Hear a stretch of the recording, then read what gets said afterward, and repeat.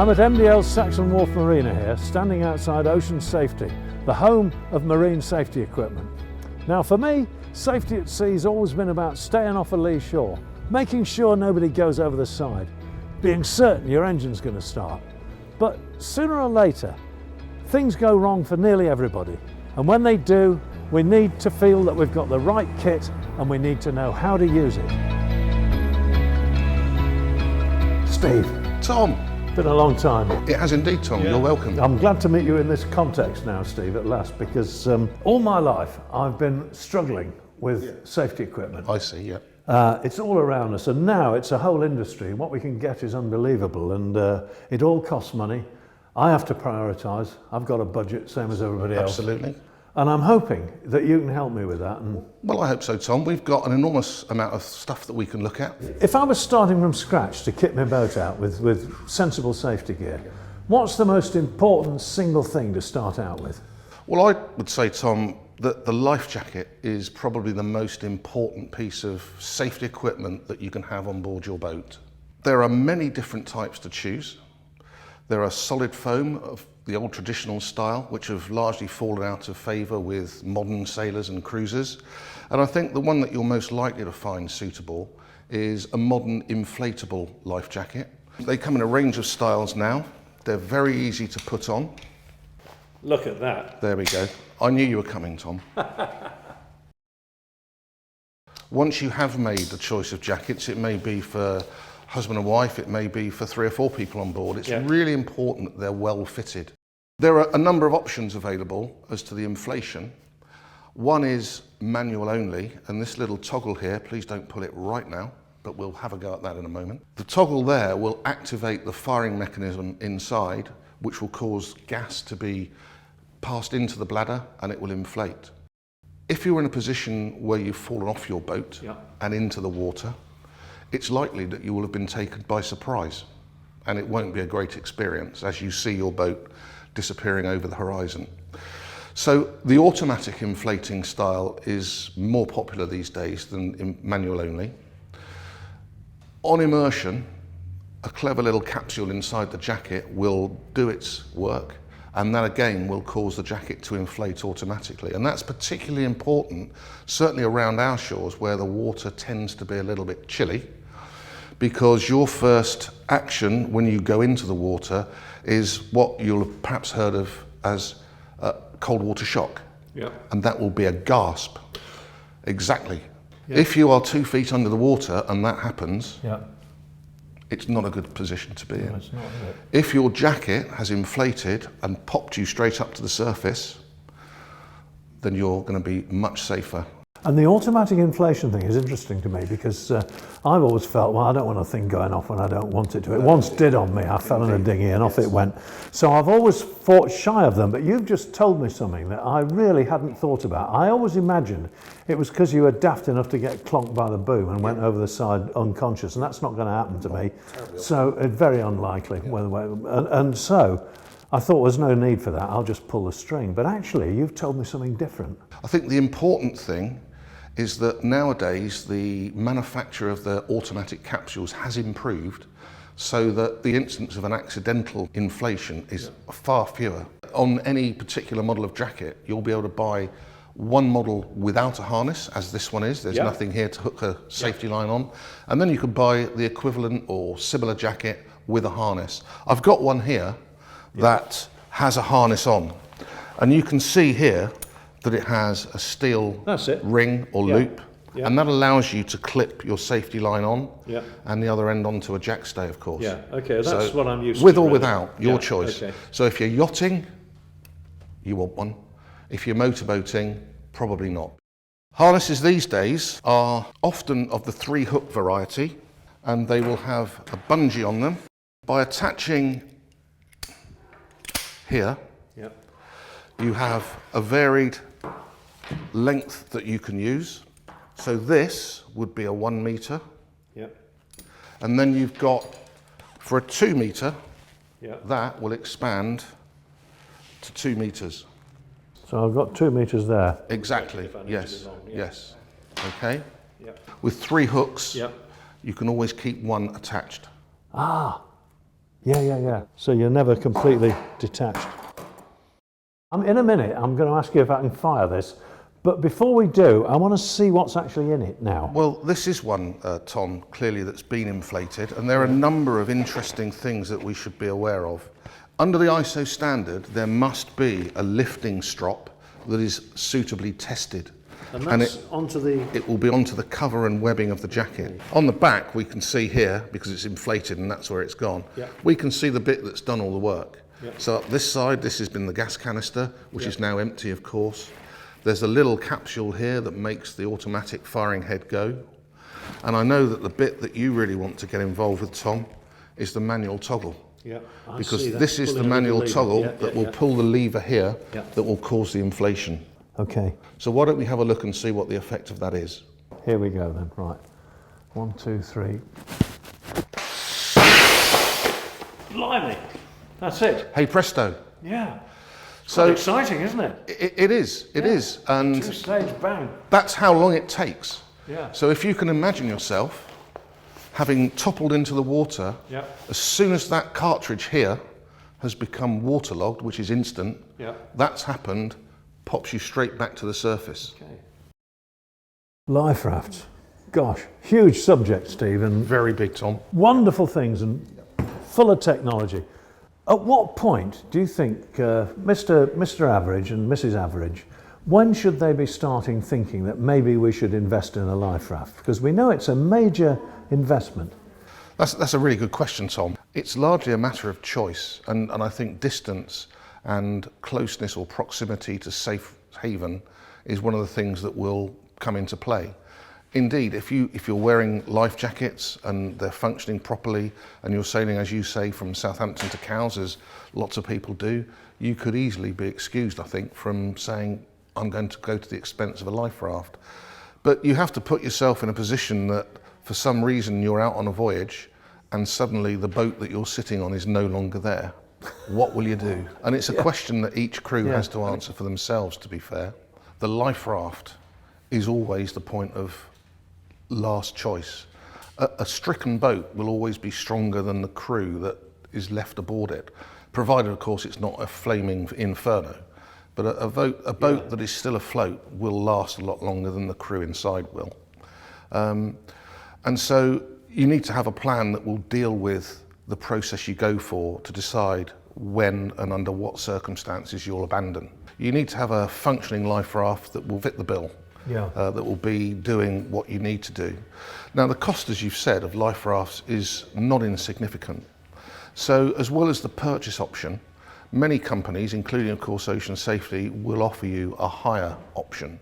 So you can hire life rafts of varying standards to suit your needs over a longer or shorter period. That's really good, isn't it? Having equipment, as we've described, that is taken as a last resort, i.e. the boat's no longer there, you need the life raft to function and know it's going to function. You absolutely do. Yes. Yeah, and it's no good pinching pennies on that, no. Not at all. No, and what I would say on that, Tom, is that servicing is carried out by approved service stations. What I'd also add to that is take the time out to attend an RYA sea survival course. It all depends on being found, doesn't it? Somebody's got to know you're in distress and they've got to find you. And that seems to me to open up a whole new world of equipment. Each of the emergency packs will contain the traditional pyrotechnics that many yachtsmen have become so familiar with over the years. And even if you haven't got a life raft, we should probably be carrying a pack of these, should we? Very much so. They are the traditional method of showing where you are to search and rescue assets or vessels coming to your aid. There are 3 different types, fundamentally. We have the small one here, which is designed to be held in the hand.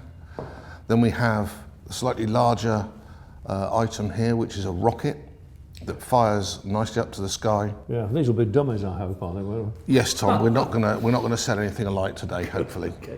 And then this is the Buoyant Smoke, which is simply a can that's dropped into the water after it's ignited and emits clouds and clouds of orange smoke for 3 or 4 minutes. As a leisure user, you're not compelled to carry them at all, but some means of showing your location are really vital to ensure that there is as much chance as possible of you being spotted. It does seem to me to be common sense, at least even if you're only sailing short range. Absolutely. To carry something like this, which is going to show the search and rescue. Quite right, yes. Smoke would work the same, wouldn't it? Yes, smoke's particularly useful when helicopters are involved rescuing, because in a crowd of boats, if there was a medical casualty, who's to say which boat that casualty is on, but a smoke drifting alongside the vessel in the water, that will get them there. Yeah. The red handheld flare obviously produces a dazzling light and does a great job.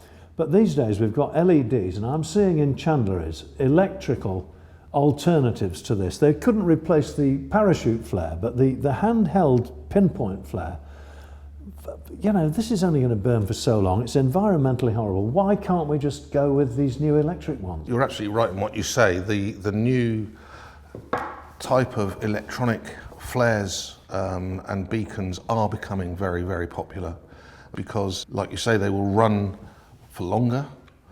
They have batteries inside which simply need replacing at their expiry date.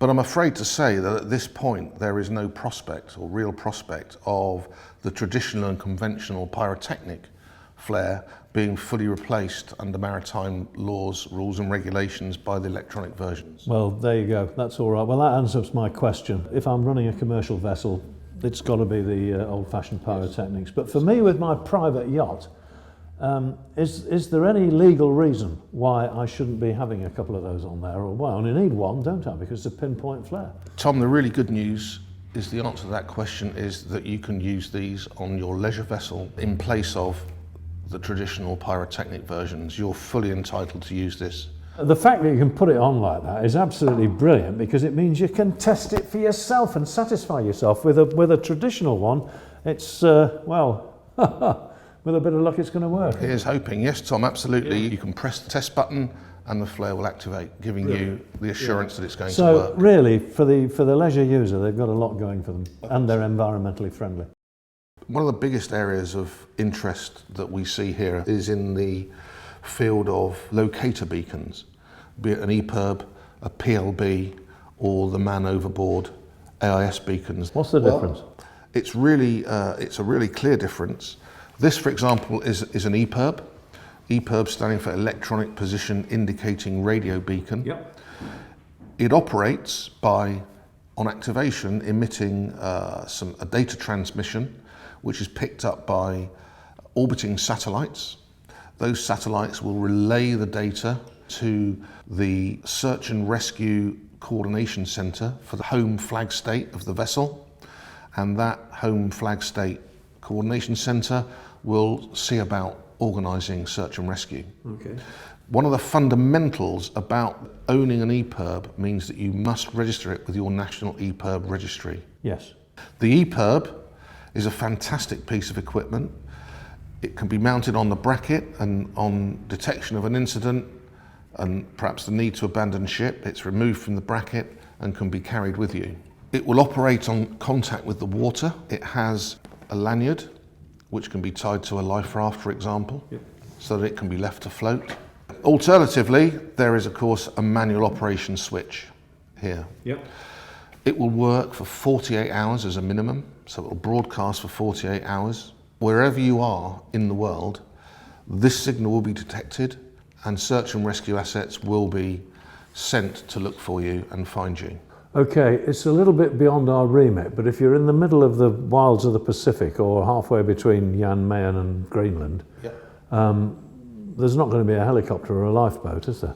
Tom, indeed, but nonetheless, the fact that there is an emergency situation going on there will be known to the search and rescue authorities, because their satellite network will have detected it. So they may divert the nearest ship or something like that? Absolutely, yes. Yeah.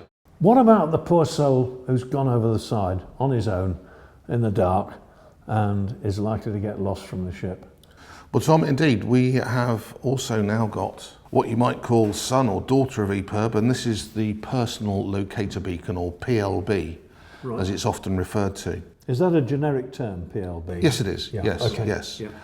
It works with exactly the same technology as the 406 Epirb. It transmits on 406 megahertz frequency. It's clearly much smaller and therefore it's very portable for the individual.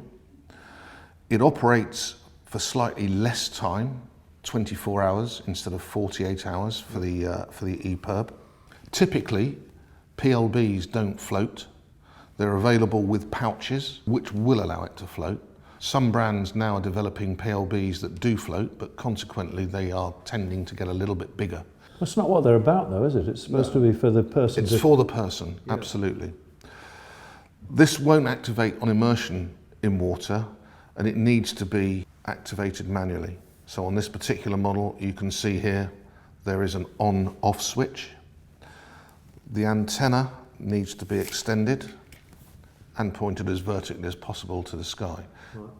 But those differences aside, it effectively works in exactly the same way as a 406 Epirb. That is, anywhere in the world, signals from this beacon will be detected. It's broadcast at the same power. It also has a GPS transmission in it, which will send GPS coordinates. As you can see, they are very compact, very small and lightweight. And indeed, they do have clips and fastenings that allow them to be attached to life jackets. But I think it'd be wrong to say that that is their sole purpose. Clearly, if you have it attached to your life jacket, it means that you must be wearing your life jacket when you fall overboard. And if you're not, you won't have the beacon. So my own personal view is that it's best to be attached to a webbing belt or in your waterproofs or trousers so that you've always got it about you. Epirb and PLB technology, broadcasting on 406 megahertz, is received by orbiting satellites and used by worldwide search and rescue assets. And to be honest, there are no leisure vessels or indeed commercial vessels that have equipment on board that would enable those vessels to pick up signals broadcast in that way. When we look at the alternative, the personal AIS beacon, that's a different story. That allows much more localized search and rescue to take place. And it's really important that owners of personal locator beacons and AIS beacons understand the difference between the two. And in summary, I would describe that as being Epirbs and PLBs are worldwide search and rescue. Personal AIS beacons, such as the Moby 1, are for localized search and rescue. This is a personal AIS beacon. This transmits on a VHF signal, so effectively line of sight. And that translates to having a much shorter range. The manufacturers would claim between 4 and 6 nautical miles. Clearly that will vary depending upon the sea state that you're in and any masts nearby that may be able to pick up the signal. But it's a very clever piece of equipment. The Moby 1 transmits a VHF signal on activation coupled with a GPS signal, which gives an easy indication of the location of the beacon together with a range and bearing to it. Just like an AIS from a ship? Exactly. This is a direct descendant of ship's AIS. Someone had a great idea to convert it. Wow. And because it's personal and it is so compact, it really goes well with being packed inside a life jacket. In this particular example, we've got a clip on here that would clip around the oral tube of a life jacket. The blow-up tube? That's exactly it, yes. Yeah. This lanyard will be tied reasonably snugly around the bladder.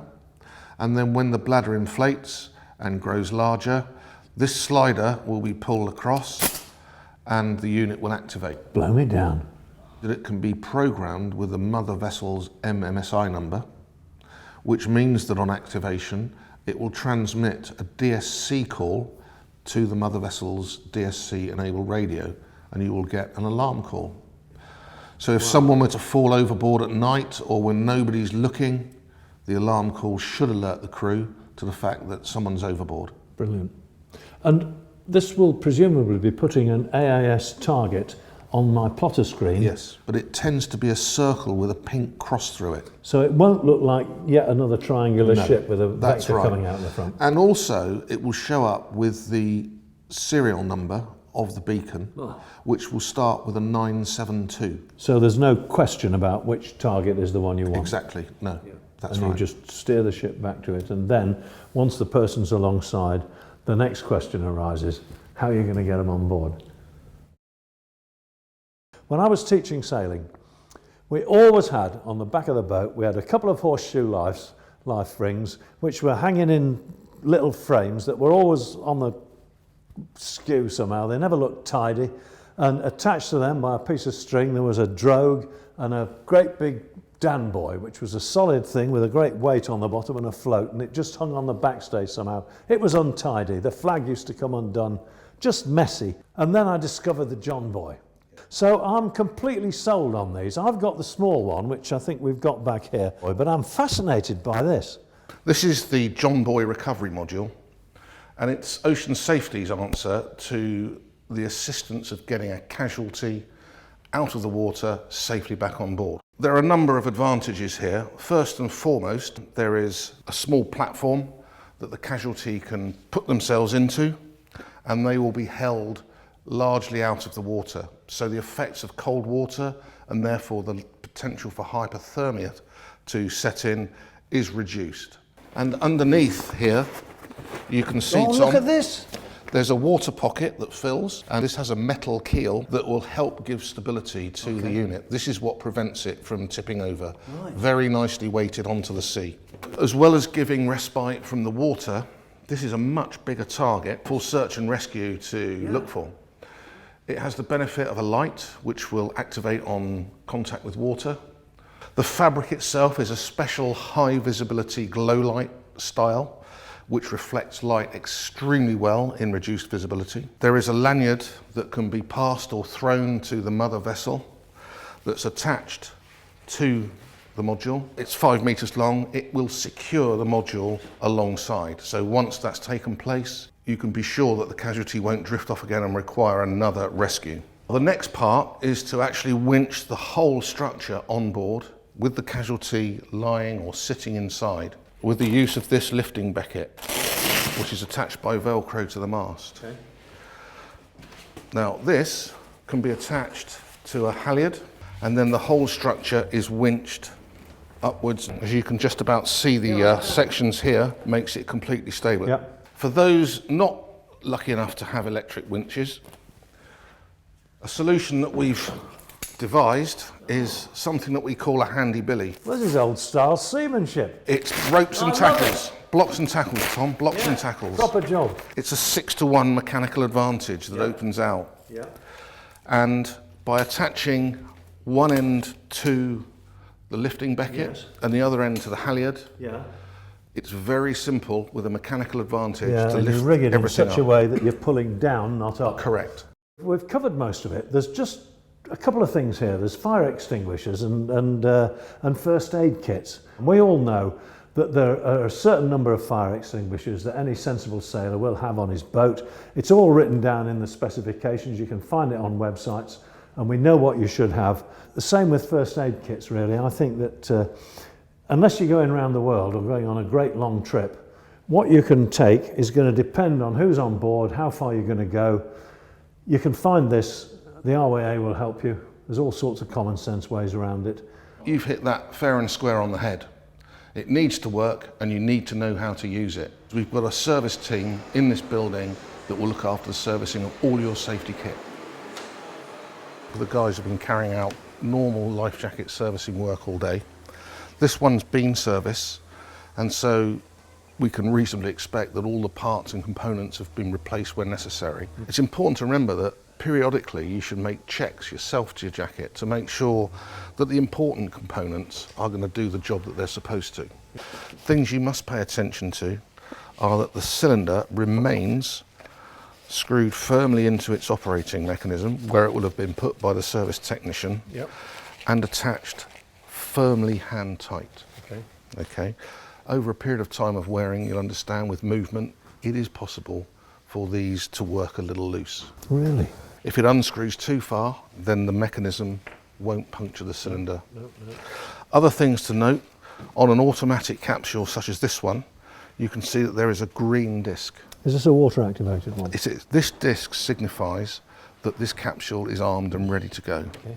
As does this green clip here, which signifies that this toggle has not been pulled. Pulling the toggle will cause the clip to fly off.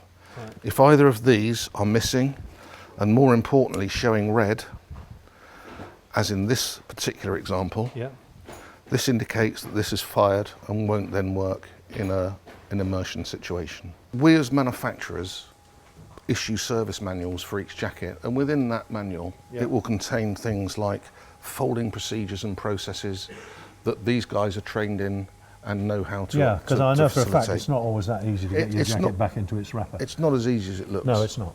By coming to an approved service station, you can be guaranteed that all the processes will be repeated time and time again to the correct standard. Steve, you've got to chuckle, you know, looking around this floor here at these life rafts being done by highly skilled guys. I remember donkeys years ago, too long ago for me to admit, I actually tried to service my own life raft in order to save money because I didn't have much. And what a disaster. Yeah. You know, I got it out of the case and I did what I thought I had to do, and I didn't know whether I'd done it right or not, but I started to try and put it back. I couldn't get it back. Not to save my life, so I had to take the mortal remains to the professionals. And they sorted it out. They were very kind to me, and they charged me the money, and the job was done. Life jackets maybe, but life rafts, it's a non-starter, isn't it? Tom, you're absolutely right there. These guys have been trained, they've been working at this for an awful long time, some of them, and it's not something that the layman can begin to do and attempt with success. It really needs to come to a professional service station, and I would add, really importantly, that the service station must be one that's been trained by the life raft manufacturer, has therefore got the necessary skills and knowledge, but also the necessary spare parts that the manufacturer designates for that raft.